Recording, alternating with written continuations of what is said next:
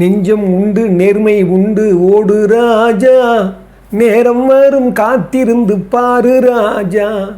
அஞ்சே அஞ்சே வாழ்ந்தது போதும் ராஜா, அஞ்சே அஞ்சே வாழ்ந்தது போதும் ராஜா, நீ ஆற்று வெள்ளம் போல் எழுந்து ஓடு ராஜா.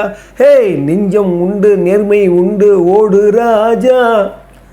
அற்புதமானவர்களே, இது வெற்றி கண்ணை திறப்போம், சுற்றும் உலகை ஜெயிப்போம் அப்படின்னு ஒரு குறுகிய ஒரு பதிவில் கொஞ்சம் கொஞ்சமாக இந்த தன்னம்பிக்கையோடு இருக்கிற இந்த யதார்த்த நிலையை நம்ம புரிஞ்சுக்கணுன்றதுக்காக ஒரு பகிர்வு. அந்த வகையில் இந்த வெற்றி கண்ணை திறப்போம் அப்படின்னா நமக்கு உள்ளுக்குள்ளவே ஊக்கம் இருக்குது. அந்த ஊக்கங்கிற கண்ணு தான் வெற்றி கண். அந்த ஊக்கத்தை நம்ம திறக்க மாட்டேன்றோம், மூடி வச்சுக்கிறோம். அந்த கண் இருக்கிறதே நமக்கு தெரிய மாட்டேங்குது. அதனால தான் இந்த வெற்றி கண்ணை திறப்போம்னு சொல்கிற அந்த வார்த்தையில் ஊக்கம் தான் அந்த வெற்றி கண்.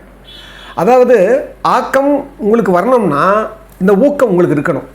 அந்த ஊக்கம் உங்ககிட்ட இருக்குது, ஆனால் அதை நீங்கள் கிளற மாட்டேன்றீங்க. விதை மாதிரியே வச்சுட்டு இருக்கீங்க தவிர கையில் நாம் அதை பயன்படுத்த மாட்டேன்றோம். அதை மடிய வச்சு நாம் அதை ஒரு பெரிய விருட்சம் ஆக்கணுன்ற எண்ணம் நமக்கு கிடையாது. அதனால தான் இந்த பகுதியில் நான் முக்கியமாக இந்த வெற்றி அப்படின்னா என்ன, இந்த வெற்றிங்கிறது என்ன, கடவுளினுடைய சிரிப்பு அப்படின்னு ஒரு அறிஞர். வெற்றி என்பது ஒரு கடவுளின் சிரிப்புன்னுவார். அப்போ என்னென்னா, வெற்றி என்பது இந்த உலகத்தில் எல்லாமே நீங்கள் பார்க்குற அதிசயமாக இருக்குது பாருங்கள். இது எல்லாமே வெற்றியினுடைய சிரிப்பு தான். இப்போ பார்க்குறோம் இயற்கை ஒரு ஒரு ஒரு சிரிப்பு, அந்த இயற்கை சிரிக்குது, அது ஒரு வெற்றி. வானம் ஒரு அதிசயம், அது ஒரு வெற்றி.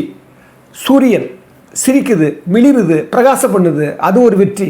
அந்த வெற்றியில் தான் சிரிக்குது. சந்திரன் ஒளி கொடுக்குது, குளிர்ச்சியை கொடுக்குது, அது சூரியன்கிட்டேருந்து தான் வாங்கி கொடுக்குது, ஆனாலும் அது சிரிக்குது, அது ஒரு அதிசயம். அதை போல் மேகம் அதிசயம், அதை போல் பூமி அதிசயம், அதை போல் உயிர்கள் அதிசயம். இந்த உலகத்தில் எல்லாமே அதிசயம்.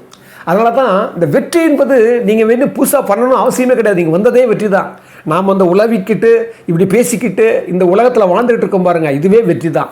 ஏன்னா நாம் வெற்றின்றது என்னமோ பெருசாக நாம் பின்னால் பண்ண போகிறோம், அது வரைக்கும் நாம் இதெல்லாம் நம்ம அனுபவிச்சு, அது கிடையவே கிடையாது. வெற்றி என்பது உங்களை வெளிப்படுது, அதுதான் காரணம். அந்த வெளிப்படுவதெல்லாம் வெற்றி தான். இதை முதல்ல நம்ம புரிஞ்சுக்கணும். அதனால தான் அந்த ஊக்கம் உடைமையில் முதல் குறளே சொல்லுவார், உடையர் எனப்படுவது ஊக்கம், அஃதிலார் உடையது உடையரோ மற்று அப்படின்னுவார். ரொம்ப அற்புதமான குறள், முதல் குறளே வைப்பார். உடையர் எனப்படுவது ஊக்கம். உங்கள் ஊக்கம் இருந்தால் தான் அது உடைமை உங்ககிட்ட இருக்குதுன்னு அர்த்தம்.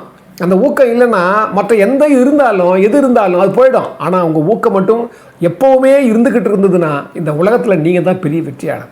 அதனால தான் நான் திருப்பி என்ன சொல்கிறேன், நான் ஒரு வாழ்க்கை திறவுகளோட இங்கே பாருங்கள், அதில் கூட இந்த உள்முக பயணம் சொல்லுவேன். ஆனால் நான் இதில் சொல்ல வந்தது என்னென்னா, வாழ்வியல் யதார்த்தங்கள் எப்படி இருக்குது. இப்போ உதாரணத்துக்கு ஜேம்ஸ் வாட் கேள்விப்பட்டிருப்பீங்க. அவர் தான் நீராவி இன்ஜினை கண்டுபிடிச்சார்.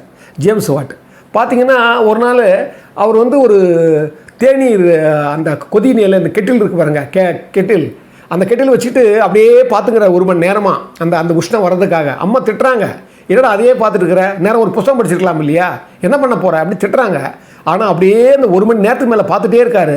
அப்போது அந்த ஆவி உந்தி தள்ளி அந்த தேநீருடைய அந்த மூடியை தள்ளுது. அப்போ தான் அந்த ஜேம்ஸ் வாட் உணர்றாரு, ஓ அப்போ நீராவிக்கு ஒரு சக்தி இருக்குது, ஒரு புஷ் பண்ணுற சக்தி இருக்குதுன்னு அப்போ தான் உணர்றாரு.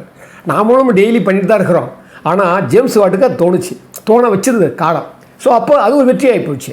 ஒரு சார்லஸ் குட்இயர் அப்படின்னு ஒருத்தர் இருந்தார். அவர் தான் அந்த குட்இயர் அந்த டயர் இருக்குது பாருங்க, அந்த டயர் முதல் அவர் தான் அந்த ஒரு குட்இயர்னு சொல்லி அவர் பெரிய நிறுவனத்தை உருவாக்குறாரு அந்த டயரில். ஆனால் அவர் பார்த்திங்கன்னா அதை கண்டுபிடிக்கிறதுக்கு ஃபெடல்பியான்னு அமெரிக்காவில் ஒரு சிறையில் பாழ்பட்டு கிடக்கிறாரு. எல்லா சொத்துக்களும் வித்துடுறாரு அதுக்காக கண்டுபிடிக்கிறதுக்காக. கடன் வாங்கியெல்லாம் பண்ணுறாரு. அப்போது அது கண்டுபிடிக்க முடியல அவரால்.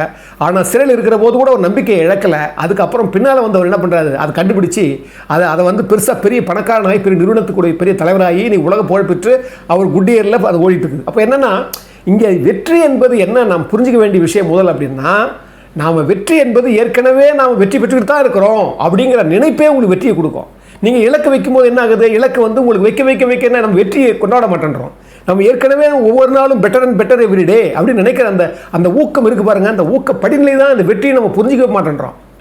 அதனால தான் ஒரு சூஃபியுடைய ஒரு கதை கூட வரும். ஒரு சூஃபி ஒரு சாது என்ன பண்ணுவார், ஒரு சிற்றுண்டி விடுதியில் பேசிகிட்டு இருப்பார். அப்போ சொல்லுவார், இந்த உலகத்தில் எல்லாருக்கும் அதிசயமானது, பூரணமானது, எல்லாமே நிறைவாக இருக்குது, எல்லாத்தையும் கவனித்து பாருங்கள், எல்லாமே பிரமாதமாக இருக்குதுன்னு சொல்லுவார். சொன்ன உடனே எல்லாம் கேட்பாங்க. நேற்றுக்கு ஒருத்தர் முதுகு கூன் விழுந்த ஒருத்தர் வருவார், வந்து கேட்பார், என்னங்க இப்படி சொல்கிறீங்க, பூரணமானது, எல்லாமே பூர்ணமாக எங்கே பாருங்கள், என் முதுகு பார்த்தா பூர்ணமானு சொல்ல முடியுமா அப்படின்னு அவர் சொல்லுவார். உடனே அந்த சூஃபி சார் சொல்லுவார், அவர் கூப்பிட்டு அருகில் கூப்பிட்டு சொல்லுவார், நான் பார்த்ததுலேயே ஒரு முதுகு கூன் விழுந்த முதுகில் பூரணமான முதுகு உங்கள் முதுகு தான் அப்படின்னு அவர் சொல்லுவார். உடனே எல்லோரும் சிரிப்பாங்க. என்ன காரணம்னா, இந்த உலகத்தில் படைக்கப்பட்டது எல்லாமே, நிர்மாணிக்கப்பட்டது எல்லாமே ஒரு வகையில் அழகாக தான் இருந்திருக்கு. நாம் எடுத்துக்கிற விதம் தான் அது முக்கியமே தவிர, நாம் என்ன பண்ணி போகிறோம், எல்லாத்தையுமே நாம் ஒரு குறைவான கண்ணோட்டத்தோடவே பார்த்து நாம் அந்த வெற்றிங்கிற விஷயத்தை நம்ம விட்டுடுறோம். அதனால தான் ஒரு புத்தியுள்ள மனிதரெல்லாம் வெற்றி காண்பதில்லை, வெற்றி பெற்ற மனிதரெல்லாம் புத்திசாலி இல்லைன்னு சொல்லி கவிதை கண்ணாசன் சொல்லுவார். என்ன காரணம்னா, அந்த புத்தியே என்னென்னா, புத்தியுள்ள மனிதரெல்லாம் வெற்றி காண்பதில்லைன்னு சொல்கிறது கூட புத்தி வேணும். அது ஞாபகம் வச்சுங்க. அப்போ என்னென்னா, இந்த வெற்றி என்பது, அதனால தான் நெஞ்சிருக்கும் எங்களுக்கு நாளை என்ற நாளிருக்கு வாழ்ந்தே தீருவோம், எங்கே கால் போகும் போக விடு, முடிவை பார்த்து விடு, காலம் ஒரு நாள் கை கொடுக்கும், அதுவரை பொறுத்து இரு.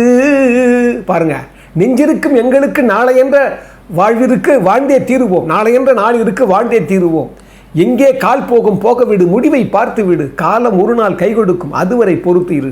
வாழ்க்கை பயணத்தில், நம்ம வாழ்க்கை வானத்தில் தலைமை பறவையாக பறக்க ஆசைப்பட்டோம்னா 2 சிறகுகள் வேணும்னு சொல்லுவாங்க. ஒன்று முயற்சி, இன்னொன்று பொறுமை. முயற்சி பண்ணிகிட்டே இருக்கணும், அதெல்லாம் சேர்ந்து ஒரு நாள் சேர்ந்து வர்ற வரைக்கும் நீங்கள் பொறுமையாக தான் இருக்கணும். அதனால் விதை போட்ட மறுநாள் இப்போ அறுவடை எடுத்து போக முடியாது நாம்.